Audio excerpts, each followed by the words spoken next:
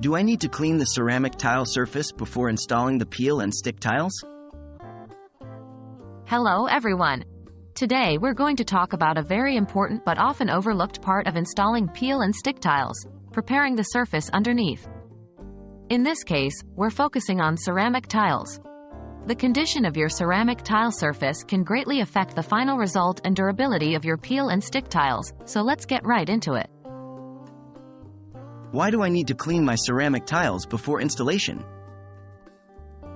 Before you start applying your peel and stick tiles, it's essential to clean your ceramic tiles thoroughly. The reason is simple. Dust, dirt, grease, or any other residue may prevent the adhesive on the peel and stick tiles from bonding correctly. An improper bond can lead to peeling, bubbling, or early wear and tear, which you surely want to avoid. How do I clean my ceramic tiles for the best results?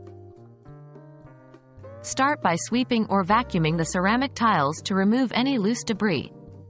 Then, using a mixture of warm water and mild dish soap, scrub the tiles with a soft brush or sponge. Rinse thoroughly and then dry with a clean towel. For stubborn stains, you may need to use a stronger cleaner, but ensure it doesn't leave any residue behind, as this can affect the stickiness of your tiles.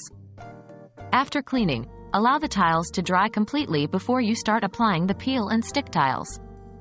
This might take some time, but it's a crucial step for successful application. Is there anything else I should check before installing peel and stick tiles? Yes, absolutely. Once you've cleaned and dried the tiles, inspect the surface for any cracks, chips, or loose grout. If you find any, it's best to repair them before proceeding. An uneven surface can affect the adherence and the final look of the peel and stick tiles. Remember, the smoother and cleaner the surface, the better your final result will be.